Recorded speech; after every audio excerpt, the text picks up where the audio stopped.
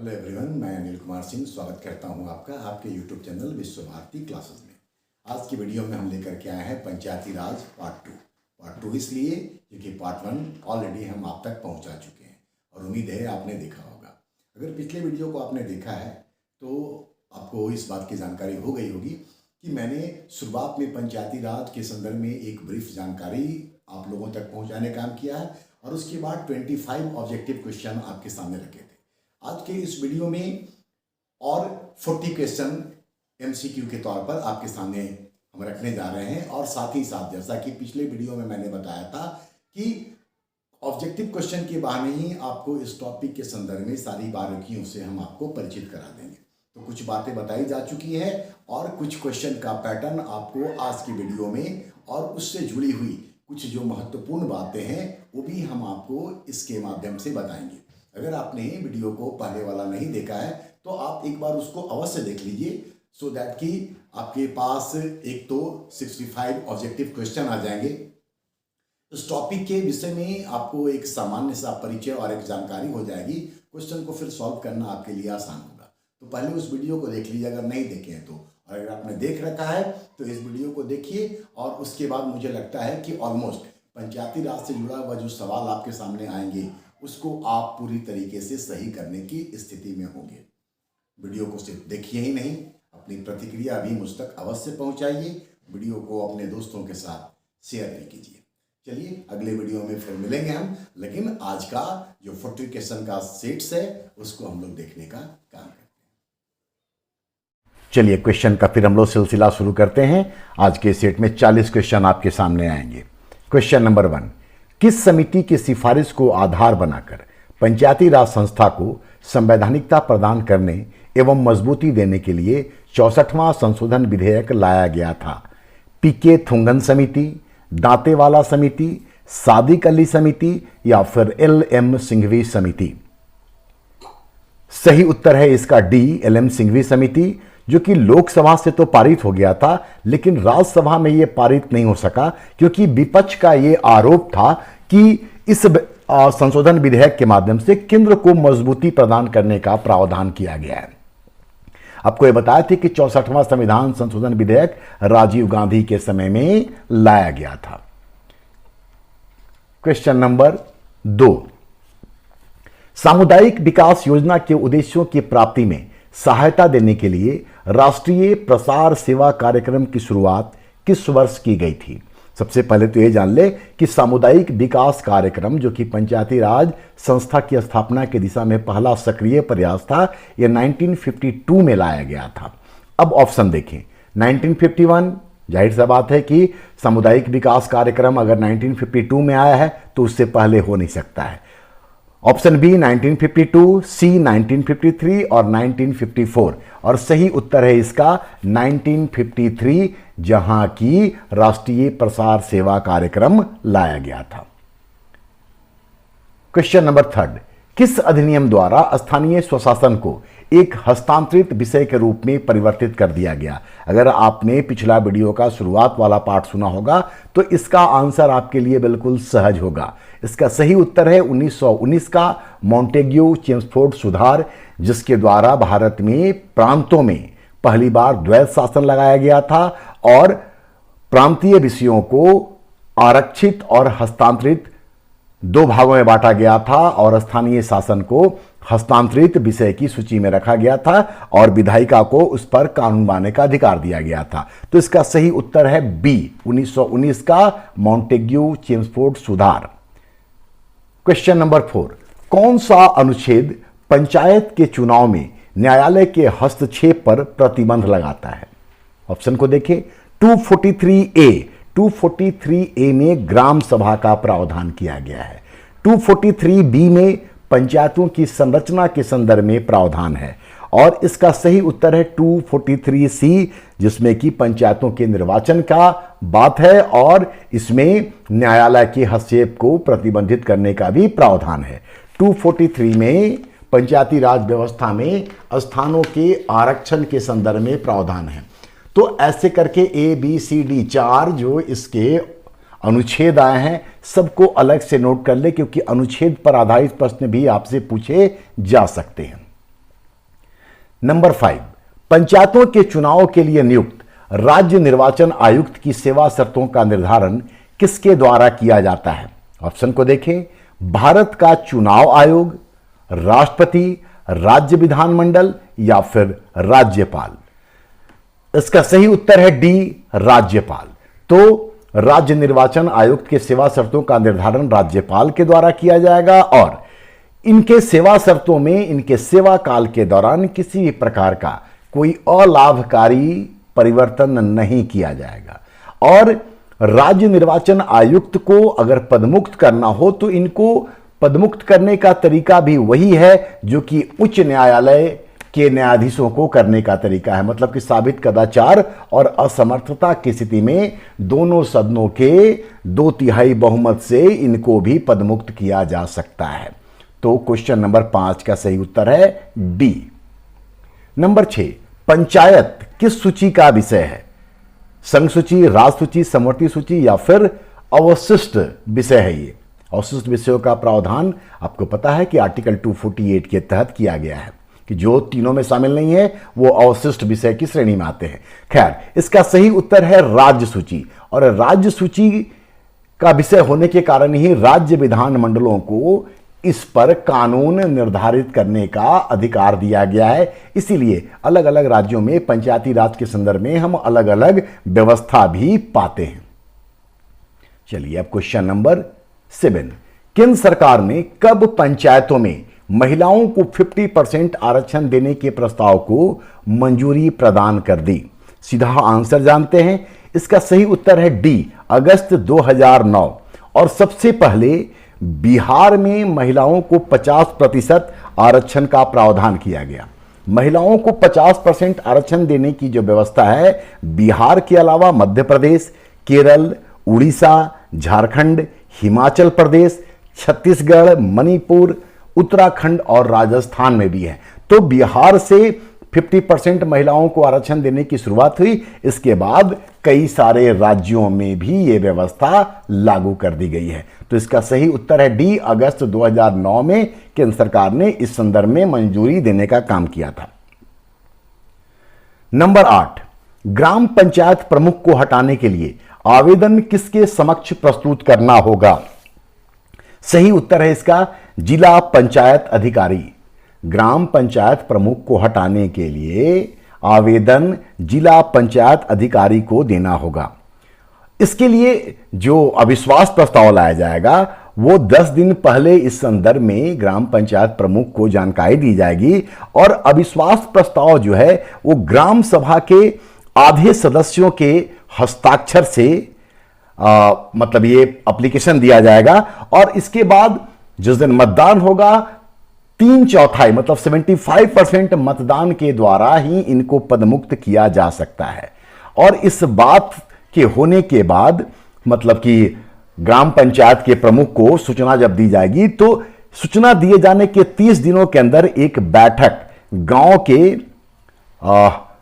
लोगों के माध्यम से आयोजित किया जाएगा और फिर ग्राम पंचायत प्रमुख को हटाने के लिए जो प्रक्रिया है सो शुरू की जाएगी। यहां पर यह भी जान लें कि ग्राम पंचायत प्रमुख को हटाने के लिए 2 वर्ष से पहले अविश्वास प्रस्ताव नहीं लाया जा सकता है और अविश्वास प्रस्ताव सिर्फ एक बार ही लाई जा सकती है, बार बार अविश्वास प्रस्ताव नहीं लाया जा सकता है। क्वेश्चन नंबर 9, निम्न में से किस समिति ने 4 स्तरीय पंचायती राज ढांचा की सिफारिश की थी? ऑप्शन को देख लें।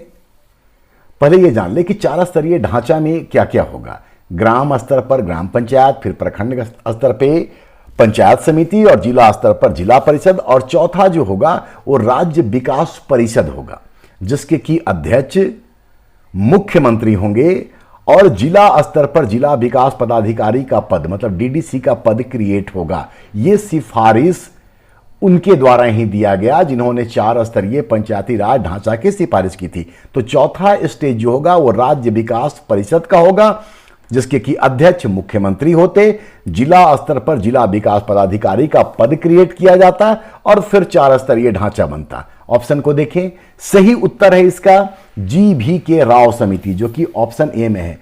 इस समिति ने ही 4 स्तरीय पंचायती राज ढांचा की सिफारिश दी थी GBK राव समिति के संदर्भ में हम आपको पहले भी बताए थे वीडियो में, पहला वीडियो में, कि इसको कार्ड समिति भी कहा जाता है, CARD, कार्ड समिति भी कहा जाता है।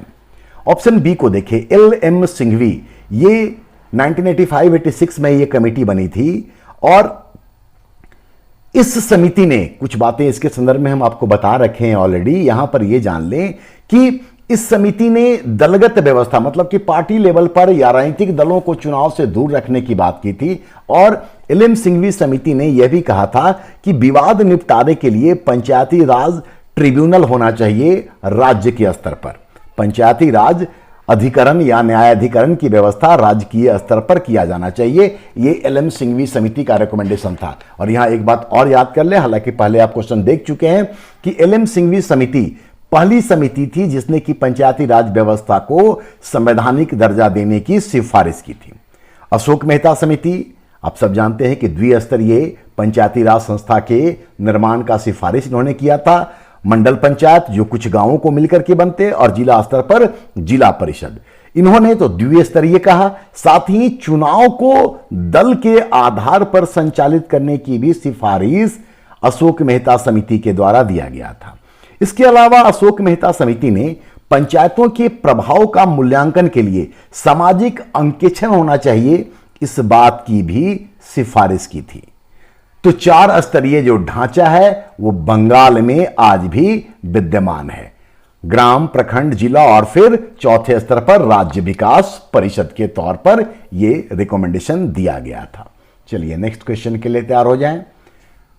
क्वेश्चन नंबर 10, यदि यह प्रश्न उठ खड़ा हो कि पंचायत का कोई सदस्य निर्हरता मतलब डिस्क्वालिफिकेशन से ग्रस्त है या नहीं, तो इसका निर्णय कौन करेगा? तो सबसे पहले जान ले कि इनके लिए जो डिस्क्वालिफिकेशन का प्रावधान है वो पंचायती राज व्यवस्था के अनुच्छेद 243F में है।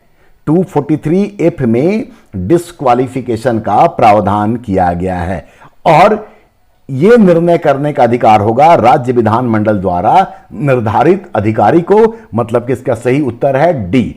तो इफ जो डिस्क्वालिफिकेशन का है इसको भी आप निश्चित तौर पर याद रखें। ऐसे ऐसे करके आपको इससे जुड़े हुए जो अन्य क्वेश्चन बन सकते हैं उसकी भी जानकारी आपको होती चली जाएगी। क्वेश्चन नंबर 11, 73वां संशोधन अधिनियम बनने के बाद सर्वप्रथम किस राज्य ने पंचायत के गठन की प्रक्रिया प्रारंभ की थी? सबसे पहले यह जान लें कि यहां पर पंचायत के गठन की प्रक्रिया प्रारंभ करने की बात कही गई है, न कि पंचायत के गठन होने की बात की गई है। तो सबसे पहले यह प्रक्रिया आंध्र प्रदेश ने शुरू किया था। हालांकि सबसे पहले इस अधिनियम के पारित होने के बाद जिस राज्य में इसको लागू किया गया वो राज्य था डी में, देखिए मध्य प्रदेश लिखा हुआ है, तो मध्य प्रदेश।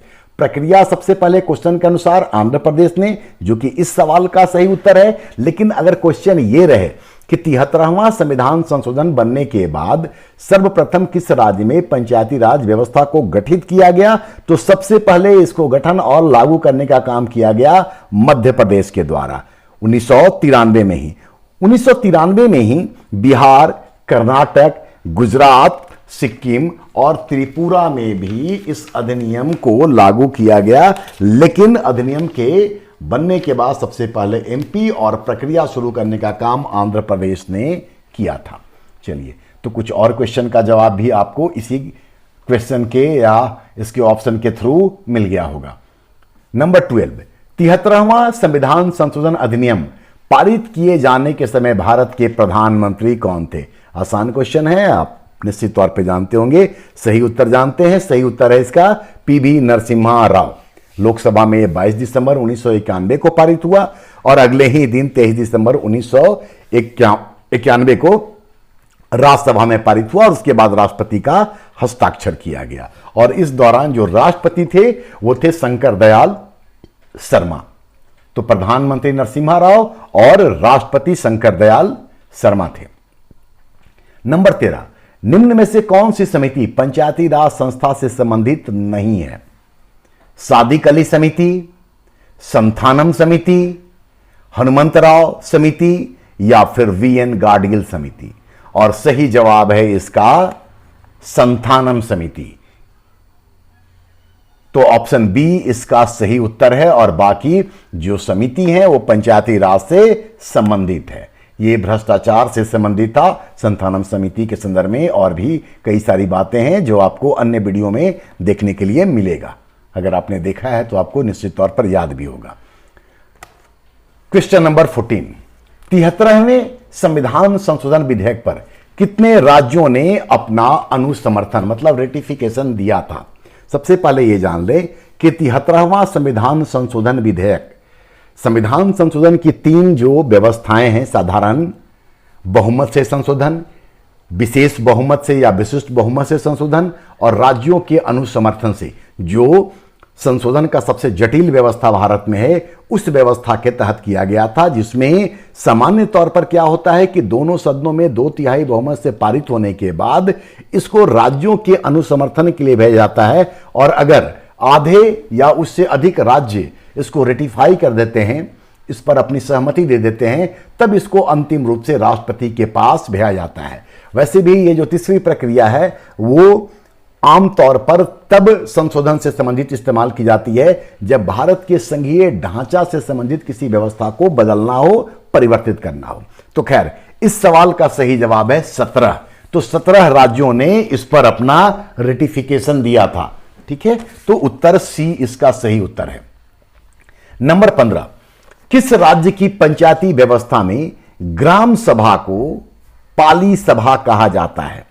ग्राम सभा को किस राज्य की पंचायती व्यवस्था में पाली सभा कहा जाता है? ऑप्शन देखें, उड़ीसा, और उड़ीसा ही इसका सही उत्तर भी है। पश्चिम बंगाल,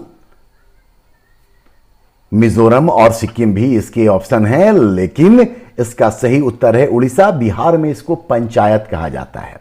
ठीक है, ग्राम पंचायत जो बिहार में है उसको पूरा अगर नाम लें तो पंचायत की कार्यकारी समिति कहा जाता है। केरल में, कर्नाटका में इसको पंचायत कहा जाता है। अगर असम में कहें तो असम में जिला परिषद को, जो सबसे ऊपर लेवल का पंचायती राज व्यवस्था का संस्था है, असम में इसको महकुमा परिषद कहते हैं। तो खैर ग्राम सभा को पाली सभा उड़ीसा में कहते हैं, जिला परिषद को असम में महकुमा परिषद कहा जाता है। ये एक अलग भी जानकारी आपके लिए। नंबर 16, कौन सा कथन सही नहीं है? ग्राम सभा अस्थाई संस्था है। यह बिल्कुल सही कथन है क्योंकि यह सदैव बनी रहती है और ग्राम सभा में जो वयस्क हैं, 18 या उससे ऊपर के लोग हैं, सब लोग अस्थाई तौर पर इसके सदस्य होते हैं। ग्राम सभा की कार्यकारिणी ग्राम पंचायत होती है। यह बात भी सही है और यह आपके लिए जानकारी भी है कि ग्राम सभा की कार्यकारिणी ग्राम पंचायत होती है।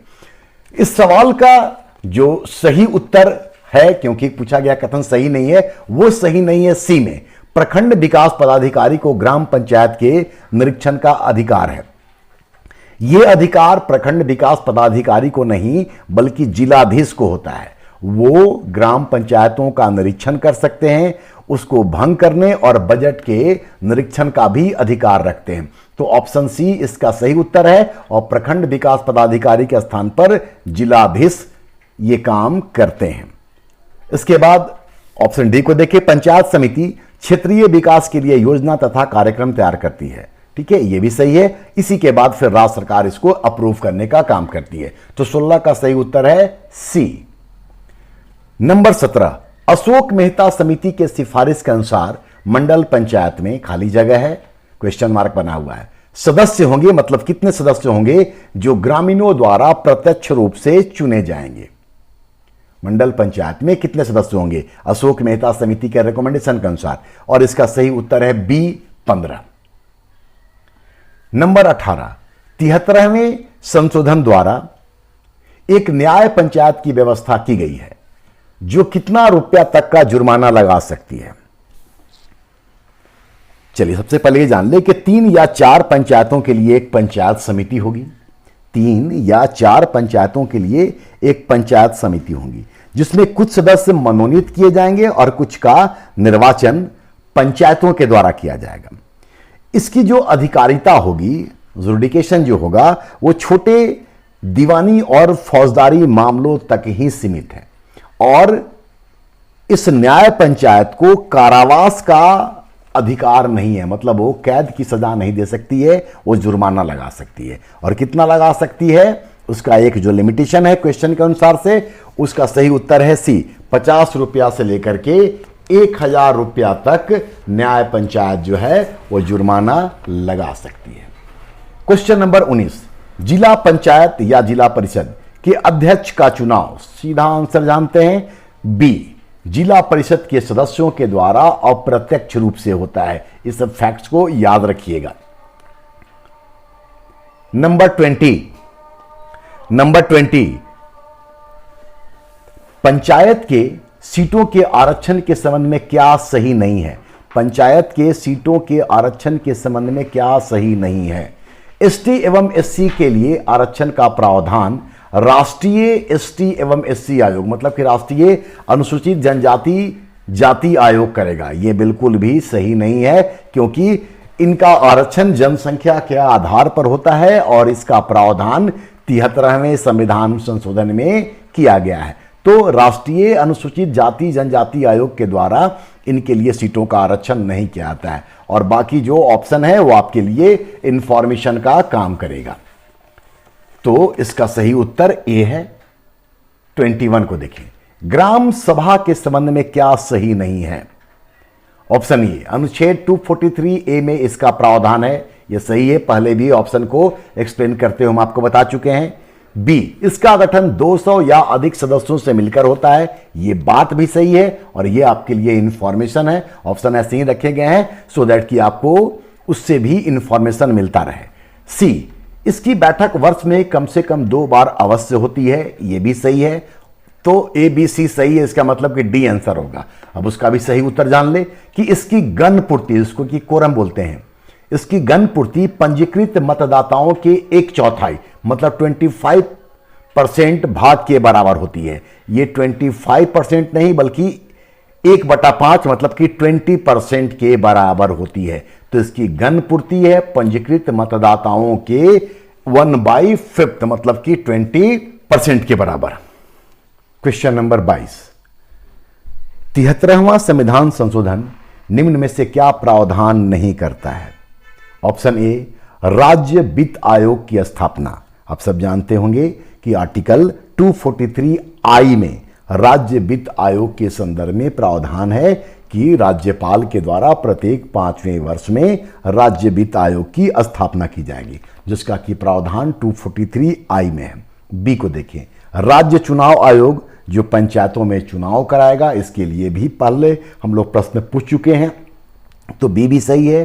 सी, जिला आयोजन समिति का गठन, ये उत्तर गलत है, क्योंकि पंचायती राज व्यवस्था में जिला आयोजन समिति का प्रावधान नहीं है, बल्कि यह प्रावधान article 243 Z D, article 243 Z D के तहत है, जो कि 74वें संविधान संशोधन जो कि नगर प्रशासन से संबंधित है उसमें किया गया है। तो इसका सही उत्तर होगा सी।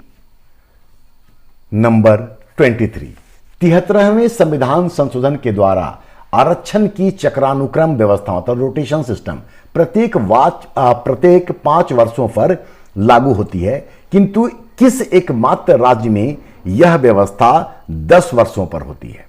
ऑप्शन को देखें, आंध्र प्रदेश। आंध्र प्रदेश के विषय में एक इंपॉर्टेंट इंफॉर्मेशन पंचायती राज के संदर्भ में कि यह एकमात्र ऐसा राज्य है जहां माइनॉरिटीज के लिए मतलब अल्पसंख्यकों के लिए आरक्षण है। पंचायती राज व्यवस्था में एसटी एससी महिला के लिए आरक्षण का प्रावधान तो किया गया है, लेकिन अल्पसंख्यक के लिए नहीं। लेकिन आंध्र प्रदेश एकमात्र राज्य है जहां अल्पसंख्यकों के लिए पंचायती राज में आरक्षण का प्रावधान है। इसको नोट कर लीजिएगा।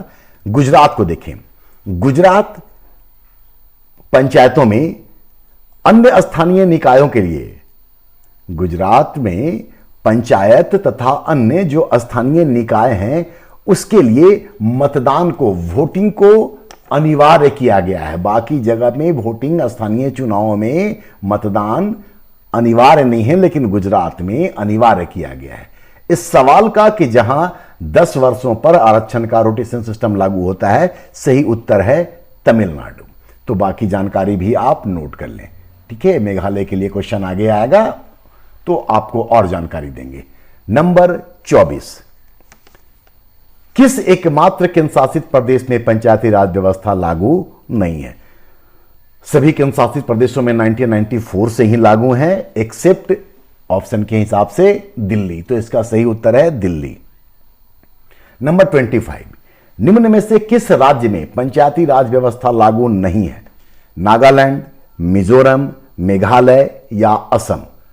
किस राज्य में पंचायती राज व्यवस्था लागू नहीं है? पंचायती राज व्यवस्था, एक मिनट, निम्न में से किस राज्य में पंचायती राज व्यवस्था लागू नहीं है? एक्चुअली इस क्वेश्चन को थोड़ा सा लिखने में गलती हो गया है, इसको ध्यान से सुन ले कि किस राज्य में पंचायती राज व्यवस्था लागू नहीं है। इन चार में कहां लागू नहीं है, ये नहीं है बल्कि कहां लागू है। तो इसका सही उत्तर है डी। हम इसको सुधार के बता दें कि नागालैंड, मिजोरम और मेघालय ये तीन ऐसे राज्य हैं जहां पर पंचायती राज व्यवस्था लागू नहीं है। तो यहां पर आंसर आपका असम होगा जहां लागू है। बाकी ए, बी, सी, नागालैंड, मिजोरम और मेघालय में ये लागू नहीं है। यही तीन ऐसे राज्य हैं जहां लागू नहीं है। तो प्लीज इसको सुधार करके पढ़िएगा ताकि किसी प्रकार का कोई कंफ्यूजन ना रहे। यहां नहीं को हटा दीजिए, आपका क्वेश्चन सुधर जाएगा और ये तीन जगह में लागू नहीं है।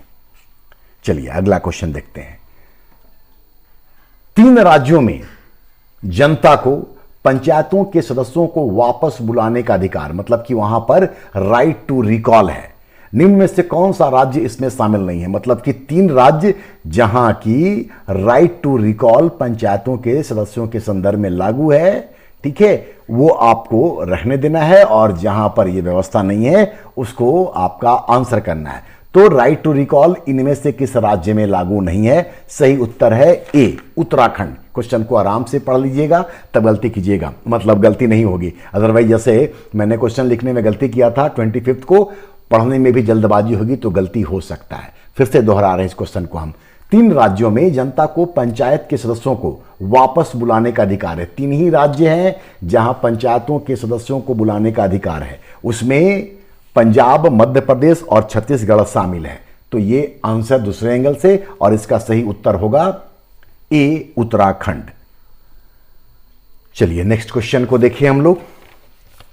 क्वेश्चन नंबर 27, किस राज्य के पंचायती राज व्यवस्था में पंचायत के मुख्य कार्यकारी अधिकारी सीईओ को जिलाधीश मतलब डिस्ट्रिक्ट मजिस्ट्रेट से ऊंचा पद स्थिति प्रदान किया गया है? किस राज्य के पंचायती राज व्यवस्था में पंचायत के मुख्य कार्यकारी अधिकारी सीईओ को जिलाधीश से ऊंची पद स्थिति प्रदान की गई है? सीधा आंसर जानते हैं क्योंकि अपवादिक टाइप की स्थिति वाला क्वेश्चन है ये, और इसका सही उत्तर है बी, कर्नाटक।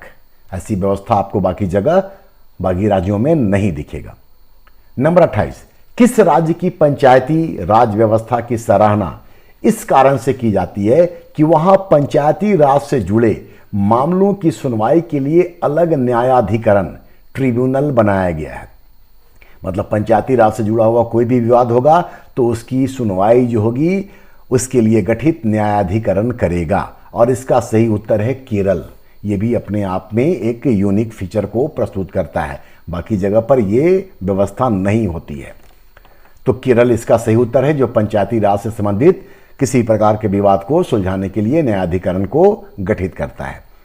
नंबर 29, किस राज्य के पंचायती राज मॉडल में ग्राम सभा को ग्राम संसद का रूप दिया गया है? ऑप्शन देखें, ग्राम सभा को ग्राम संसद का रूप दिया गया है। सही उत्तर है इसका पश्चिम बंगाल, ऑप्शन ए।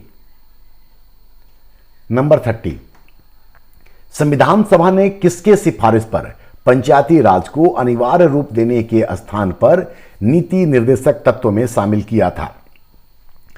पिछला वीडियो देखे होंगे तो शुरुआत में मैंने ये जानकारी आप लोगों को दे रखी है। तो इसका सही उत्तर है के संथानम। डॉक्टर अंबेडकर हो नहीं सकते हैं क्योंकि उन्होंने इसका विरोध किया था पंचायती राज व्यवस्था का।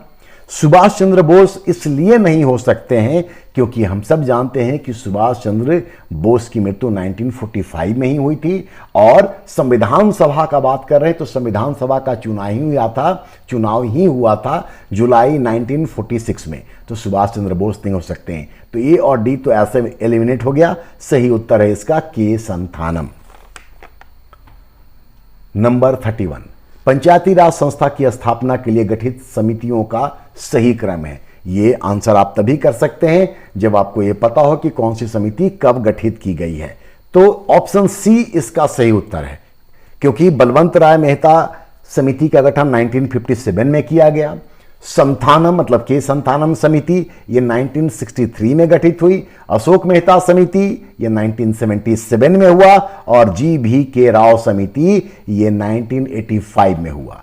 तो ऑप्शन सी इसका सही उत्तर है। बलवंत राय मेहता समिति, संथानम समिति, अशोक मेहता और फिर जी भी के राव। ये बेसिकली क्वेश्चन का एक एंगल ऐसे हो सकता है, इस बात को ध्यान में रख करके ऐसे क्वेश्चन भी दिए गए हैं। या सीधे आपसे पूछ दे कि अशोक मेहता समिति का गठन कब किया गया था, राव समिति कब गठित की गई थी, तब भी आपके लिए यह काम आसान हो जाएगा। नंबर 32, अनुच्छेद 243H 243H के अनुसार किसी राज्य की विधायिका कानून के अनुसार पंचायत को कहां से सहायता अनुदान का प्रावधान कर सकती है। तो 243H में सहायता अनुदान का प्रावधान है। यह क्वेश्चन से समझ में आता है। अब इसका सही उत्तर देखें और सही उत्तर है इसका राज्य की संचित निधि से।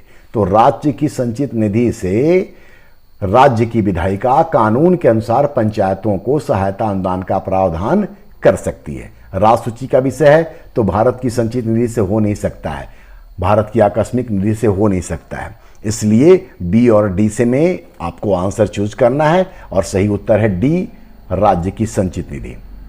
नंबर 33, यहां पर आपको एक से अधिक ऑप्शन चूज करने हैं। निम्न कथनों पर विचार करें। अगर किसी पंचायत का विघटन 5 वर्ष की अवधि से पहले किया गया है तो 6 माह के भीतर चुनाव होगा। यह सामान्य सा प्रक्रिया है कि अगर 5 वर्ष का जो निर्धारित अवधि होता है, 2 साल के बाद अगर पंचायत का विघटन हो गया तो 6 माह के भीतर ही चुनाव कराया जाएगा। 2 को देखें। समय पूर्व यदि पंचायत का विघटन हुआ तो ऐसी पंचायत के चुनाव पर वे शेष अवधि के लिए कार्य करेंगे। जैसे मैंने कहा कि 2 साल में अगर विघटित हो गया तो 6 माह के अंदर चुनाव होगा, लेकिन जो नया चुनाव होगा वो शेष अवधि के लिए होगा, मतलब कि वो सिर्फ 3 साल के लिए ही होगा, न कि पूरे 5 साल के लिए। जो कि लोकसभा विधानसभा में अगर पहले चुनाव होता है तो पूरी अवधि तक वो काम करता है, लेकिन पंचायतों के चुनाव में ऐसा है कि अगर ये समय से पहले विघटित हो गया तो रेस्ट जो टाइम बचे होंगे उसी के लिए चुनाव किया जाएगा और पंचायत उतनी ही अवधि तक काम करेगी। 3 को देखिए। पंचायत में एसटी एससी महिला के लिए आरक्षण है परंतु ओबीसी के लिए नहीं है। कौन सा कथन इनमें से सत्य है? तो तीनों ही सत्य हैं, 1, 2 और 3।